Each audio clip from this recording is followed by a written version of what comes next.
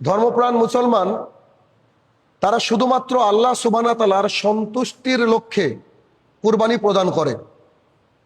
আল্লাহ সুবহানাহু ওয়া তাআলা কোরআনের মধ্যে সূরা হজের মধ্যে বলেছেন যে তোমাদের কুরবানির গোশত রক্ত আমার কাছে পৌঁছায় না, আমার কাছে যা পৌঁছায় তা হচ্ছে তাকওয়া, অর্থাৎ অন্তরের ভয়।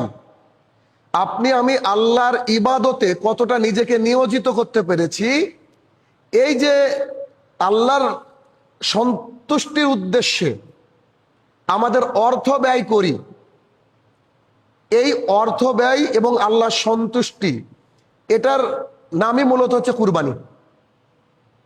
যেহেতু সরকার পরিবর্তন হয়েছে, বিভিন্ন নিয়ম নীতি তারা লাগু করতে শুরু করেছে। বহু পূর্বের একটা আইনকে বলবৎ করার চেষ্টা করছে পশ্চিমবঙ্গের বুকে, আর তা হলো গোমাতাকে হত্যা করা যাবে না।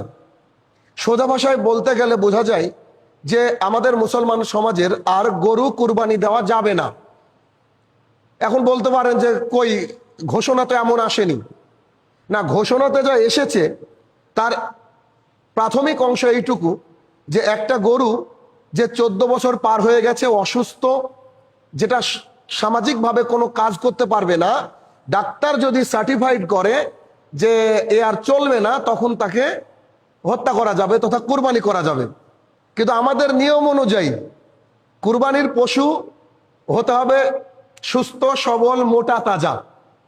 তার মানে ওই আইনের হিসাবটা এমনই যে আমরা আর গরু কুরবানি করতে পারবো না।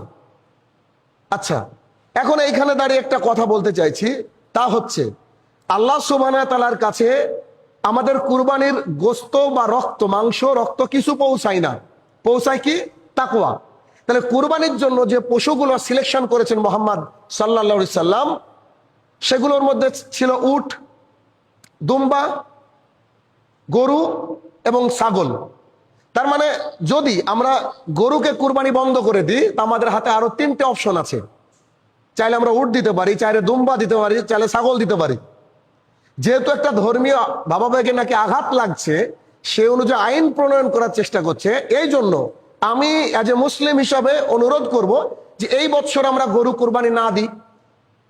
জানি অনেকের কষ্ট হবে, কেন? কারণ অনেকে গরু কিনে রেখেছে আগে থেকে। কিন্তু যেহেতু আইনকে আমাদেরকে সম্মান করতে হবে।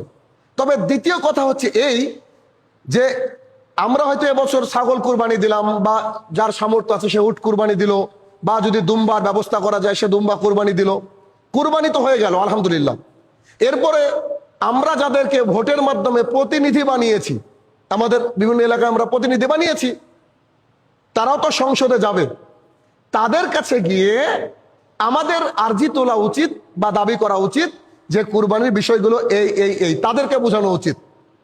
তারা গিয়ে সংসদে তখন বলবে যে এটা হচ্ছে মুসলমানদের ধর্মীয় একটা রীতিনীতি, কি করা যায় একটু বিবেচনা করে দেখবেন। সরকার যদি মনে করে যে সত্যি তো আসলে এটা করা ঠিক, তাহলে তিনারা আইন প্রণয়ন করবেন।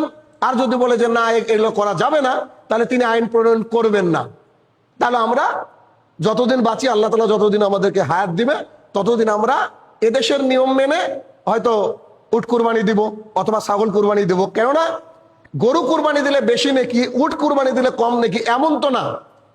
আপনি যদি একটা গরু কুরবানি দেন 3 লাখ টাকা দিয়ে, আর একটা ছাগল কুরবানি দেন 10,000 টাকা দিয়ে, দুটোর নেকি একই হবে, যদি আমাদের তাকওয়া মানে অন্তরের ব্যাপার যে নিয়াত, এটা যদি ঠিক থাকে।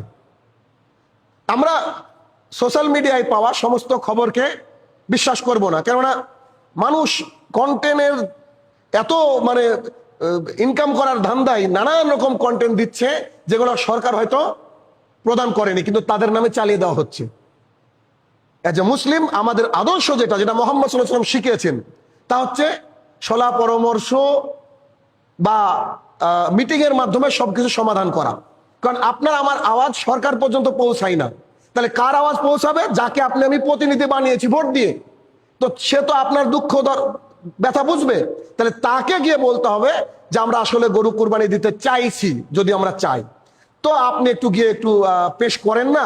যদি সরকার বলে যে আচ্ছা ঠিক আছে চলবে, বিবেক বিবেচনা করে, তাহলে চলবে। যদি বলে যে না, তাহলে আমাদের অপশন রয়েছে আরো 3টে। অর্থাৎ এ নিয়ে ঝামেলার কোনো হিসাব নেই। হ্যাঁ, কিছু মানুষ এ নিয়ে বিরোধিতা করার চেষ্টা করবে, অতি মুসলমান হওয়ার চেষ্টা করবে, কারণ গরুর গোস্ত না খেলে মুসলমান থাকে না এমন হাদিসও নাই, কোরআনের আয়াতও নাই। তাহলে এই বিষয়টা আমাদেরকে মাথার মধ্যে রাখতে হবে। আর যদি একান্তই কেউ গরু কিনে থাকে, সে স্থানীয় প্রশাসনের কাছে গিয়ে কথা বলে তার সাথে সে মিউচুয়াল করবে বা তার সাথে সে ব্যবস্থা করে নেবে।